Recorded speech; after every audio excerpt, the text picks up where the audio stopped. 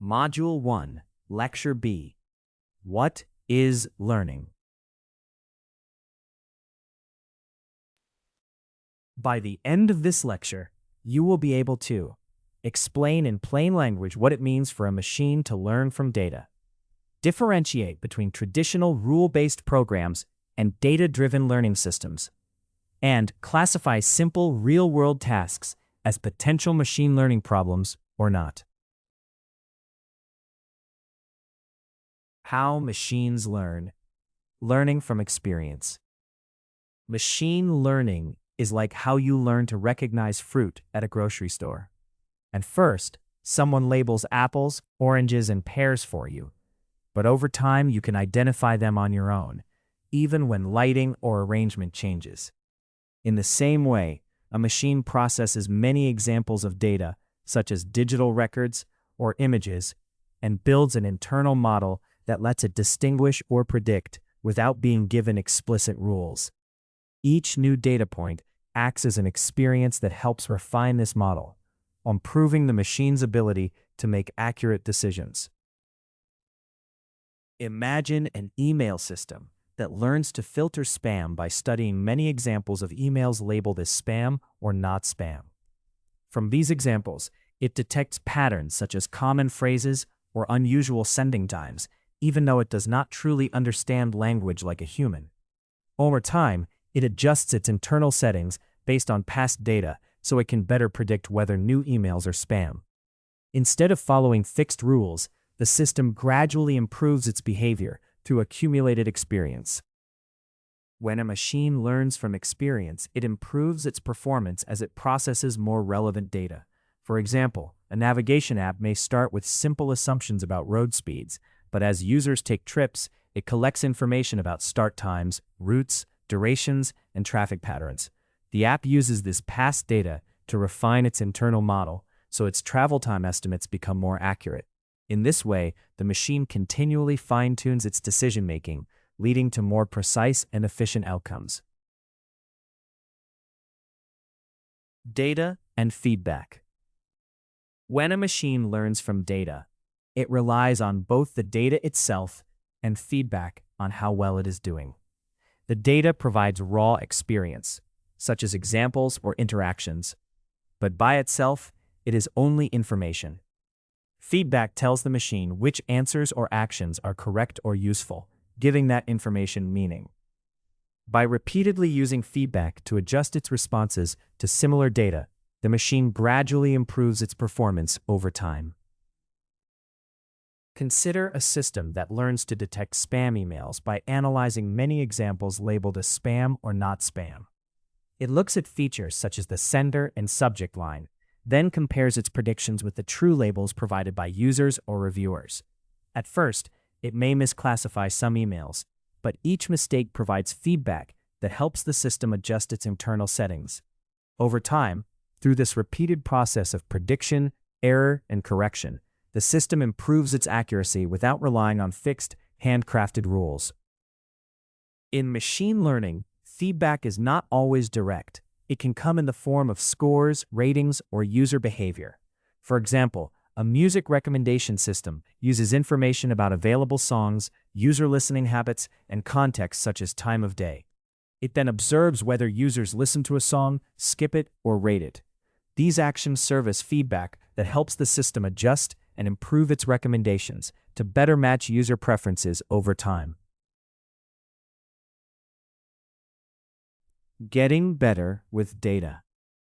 When a machine learning system improves with data, its performance on a task gets better as it sees more relevant examples, much like practicing a skill. For instance, a spam filter may start with only a rough idea of what spam looks like and make many mistakes. As it processes large numbers of emails and receives user feedback about which messages are spam, it adjusts its internal settings. Over time, it learns patterns in the data and becomes more likely to correctly classify future emails as spam or legitimate. Machine learning systems improve gradually as they receive more and better data. For example, a movie or music recommendation system may seem random at first because it knows little about you. As you keep interacting with it, Each choice you make helps the system refine its model of your preferences. When the data it sees covers a wide range of your tastes, it can generate more accurate and personalized recommendations. This progression from rough guesses to tailored suggestions is what we mean by learning and improvement in such systems. Improving with data is not just about collecting more of it, but about using data that truly matches the task and environment. A model trained only on one group of patients or only in sunny driving conditions may work well there, but fail in other settings. To avoid this, we need richer and more varied data so the system can adjust its patterns. This leads to more reliable and accurate performance that better fits real-world needs. Rules and data. Manual rules in action. In computing, manual rules mean a human explicitly writes out the logic a computer should follow for each expected situation. All the intelligence is built into these predefined rules, not learned from data. For example, a sales tax system might specify one rate for books, another for clothing, and no tax for food. The computer does not adapt or learn from past cases. It simply applies the given instructions consistently, as long as conditions match what the rules anticipated. Rule-based systems work well in situations where conditions are stable and clearly defined. For example, traffic lights follow fixed rules for how long each light stays on and how to respond to pedestrian requests. And banks use rules to approve transactions based on factors like account balance and known fraud patterns. In these cases, experts design the rules and computers apply them efficiently. However, these systems do not adjust on their own when new data or changing conditions appear. Manual rule-based systems work well in stable, simple situations where experts can clearly specify what to do, such as a thermostat turning heat on or off at certain temperatures. But as tasks become more complex or unpredictable, like recognizing images or understanding language, it becomes nearly impossible to handcraft enough rules to cover all the variations. This limitation has led to a shift towards systems that learn patterns and behaviors directly from data instead of relying on rigid, manually written logic.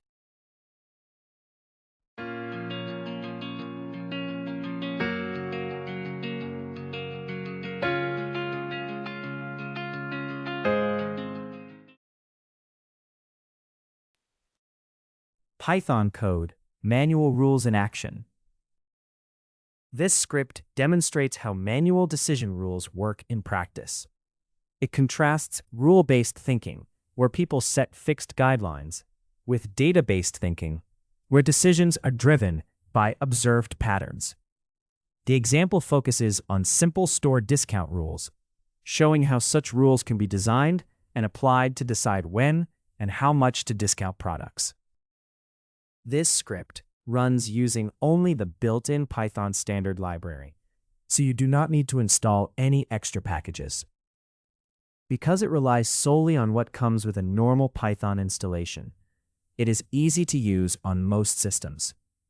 This design removes the need to manage external dependencies and helps ensure the code is simple to set up and run. We define a rule-based discount function that takes a product category, a price, and whether the customer is a member. Inside this function, we check if the item is a book, the price is at least 20, and the customer is a member. If all these conditions are met, the function returns a discount of 5. This shows how simple conditional rules can be used to decide discounts based on fixed criteria. This part of the code checks 3 things: that the item is in the clothing category, that its price is at least 50, and that the customer is a member. If all of these conditions are met, the function returns a discount value of 10. This is a simple, rule-based discount system where fixed discounts are triggered by specific conditions. It does not use any learned data or adaptive logic. This part of the code uses a conditional rule to decide when to give a small discount. It checks 3 things: the item must be in the food category, the price must be at least 30, and the buyer must not be a member. If all of these are true, the function returns a discount value of 3. The idea is to slightly reduce the price of qualifying food items for non-members when their purchase reaches the price threshold. The function returns 0 when none of the discount conditions are met. This serves as the default outcome. It means that if a purchase does not qualify for any specific discount, the function still returns a clear and consistent result. In this case, the result simply indicates that no discount is applied. We begin with a small list of example purchases, where each purchase is stored as a dictionary of key-value pairs. The list includes a book costing $25 with a member buyer, clothing costing $80 with a member buyer, food costing $35 with a non-member buyer, and another book costing $15 with a member buyer. This set of examples will be used to show how manual discount rules can be applied based on purchase category and membership status. The first line explains that the discounts are based on fixed rules that do not change. The second line clarifies that the computer does not learn from past purchases. Together, these lines highlight that the script uses a rule-based approach rather than machine learning. This prepares you to understand how the manually defined rules control the discount behavior in the program.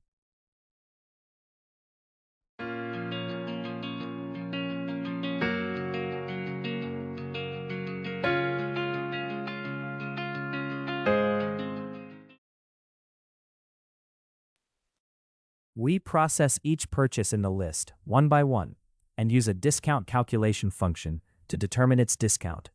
This function takes the purchase category, price, and membership status as inputs. Based on predefined rules inside the function, it returns the discount amount for that purchase.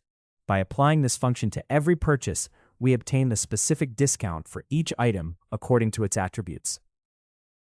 This line of the program prints a summary of each purchase, showing its category, price, whether the buyer has a membership, and the discount given.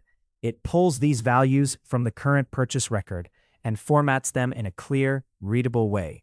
Seeing this output makes it easier to understand how the manual discount rules are applied in each purchase situation.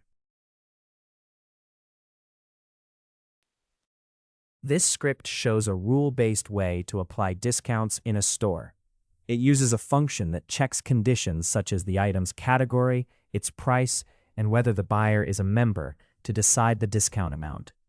The code runs through a list of purchases and applies these fixed rules to each item, giving different discounts to books, clothing, and food, depending on the situation. Overall, it illustrates how rule-based systems rely on predefined conditions rather than learning from data, highlighting the difference between rule-based and data-driven approaches. Learning from examples.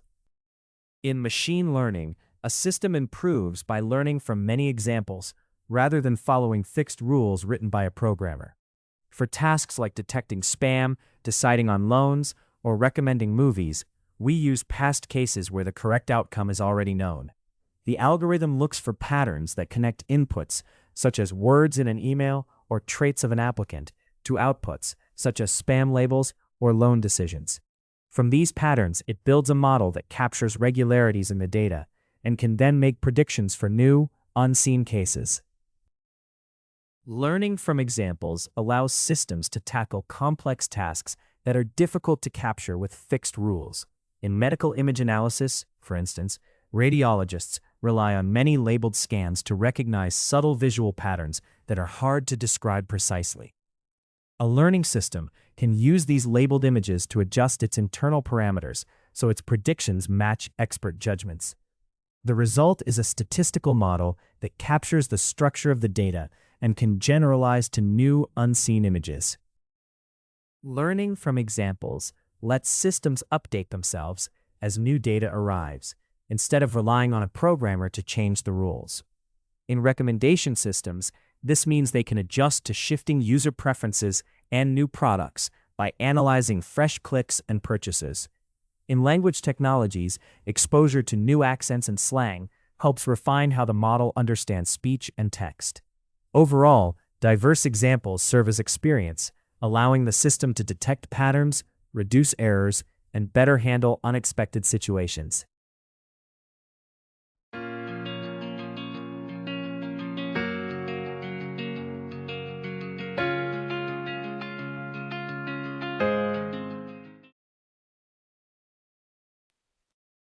Python code, learning from examples. This script compares using fixed rules with learning from examples and shows how behavior changes as more data is provided. It focuses on spam detection, using very small email samples to illustrate how decisions can shift. By examining these tiny emails, you can see how different approaches respond and adapt when new information appears.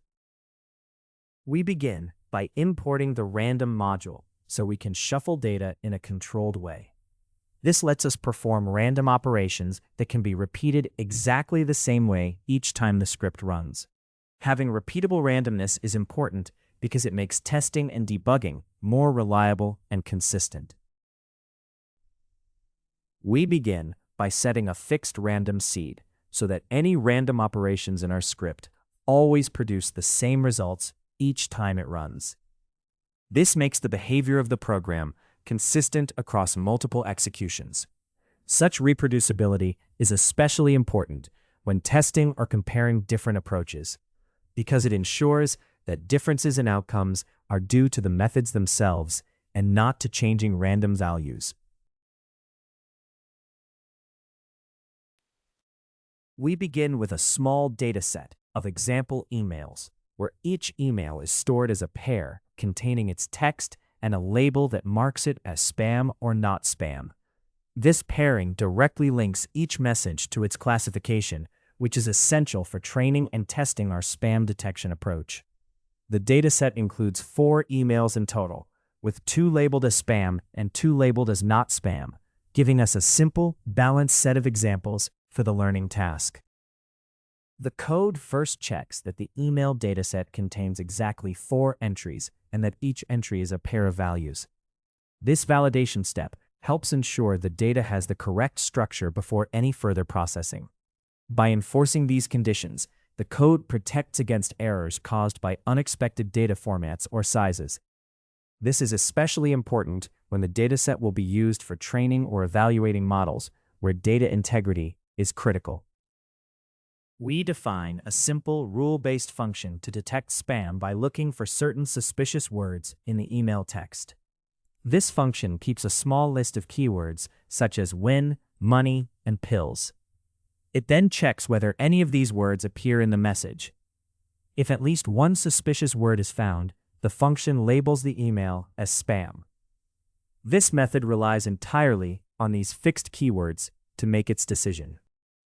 This line checks whether any suspicious words appear in a piece of text. It first converts both the text and each suspicious word to lowercase, so the comparison ignores lettercase. If it finds at least one of these words in the text, the function returns true. This result signals that the text may be spam.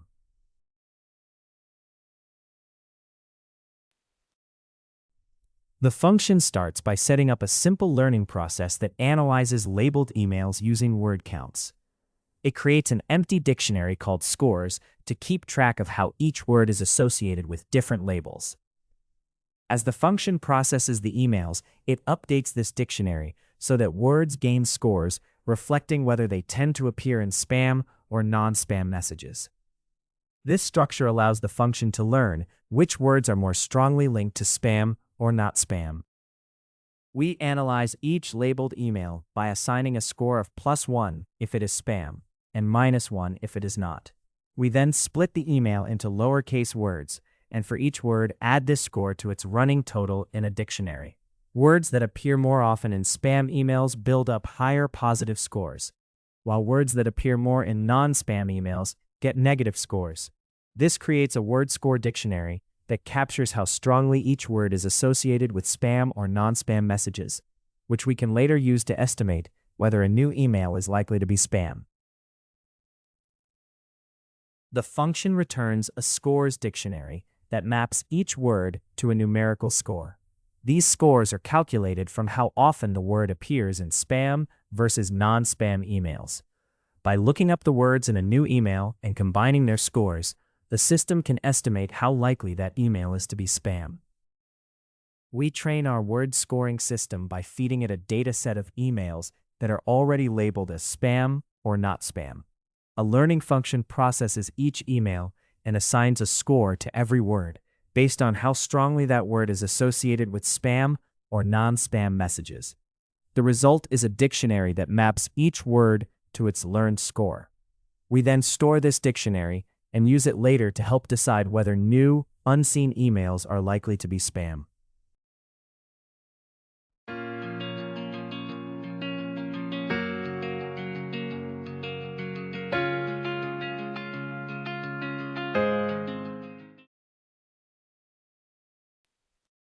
This function is designed to predict whether a piece of text is spam based on learned word scores.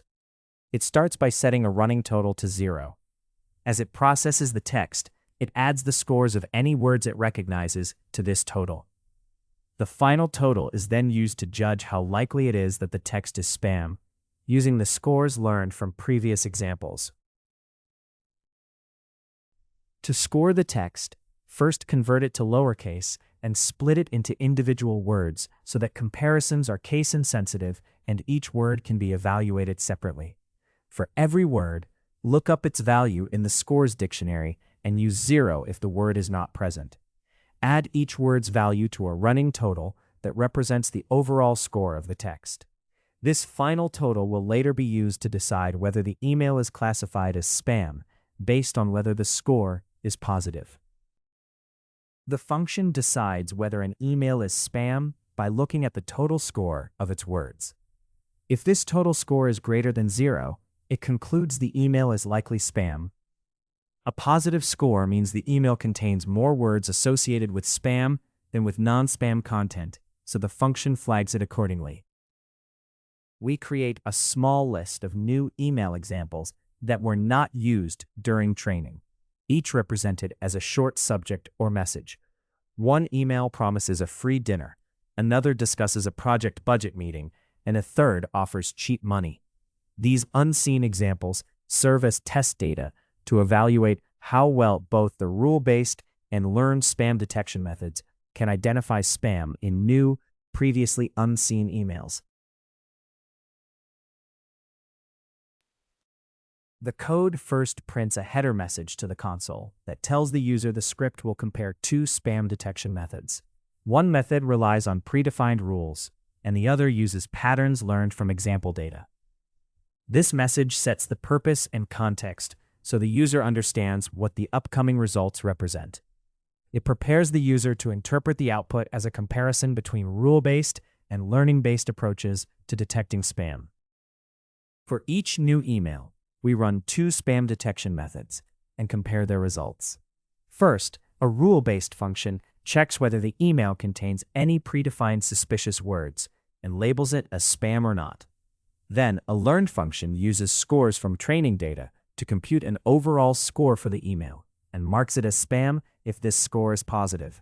Finally, we print the email text along with both spam labels so we can see how the rule-based and learned approaches agree or differ. This script compares two simple approaches to detecting spam emails using a small labeled dataset.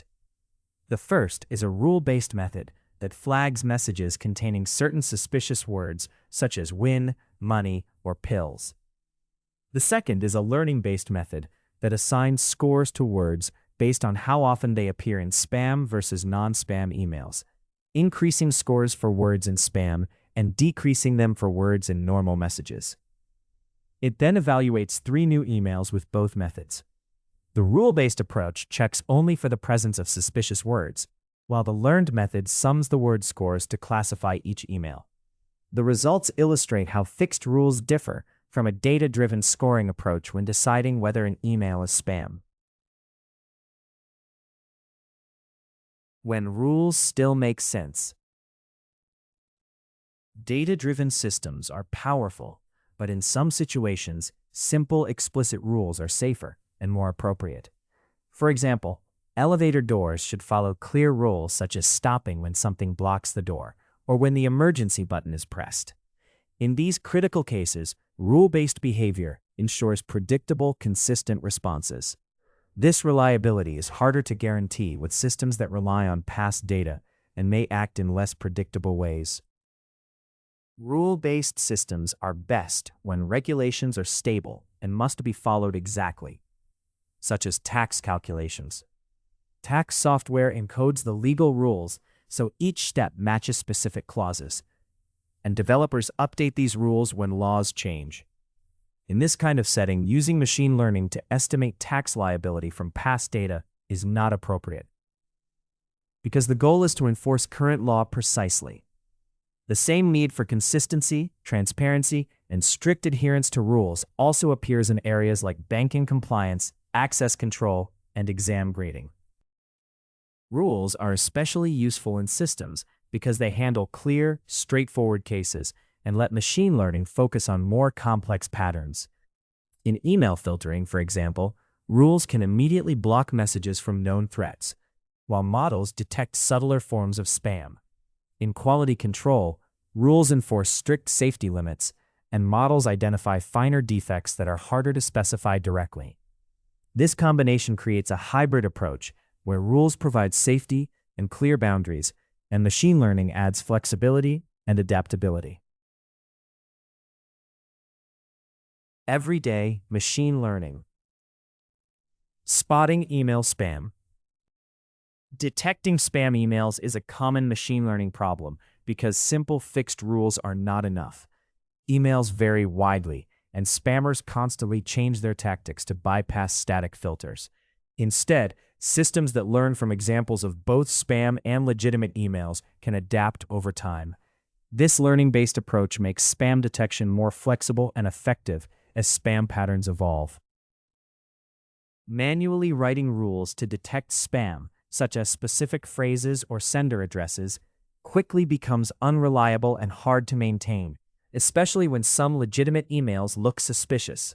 The boundary between spam and non-spam is unclear and constantly shifts as new types of messages appear. Instead, we can train a learning system on labeled emails so it discovers complex patterns in the text and metadata on its own. Because it can update as new data arrives, this adaptive approach makes spam detection a classic application of machine learning. Some email management tasks can be handled with simple, rule-based actions, such as moving large emails to a folder or blocking messages from certain domains. These are deterministic and do not require learning from data. In contrast, deciding whether a new email is spam relies on patterns learned from large amounts of past emails, making it a probabilistic and adaptive process.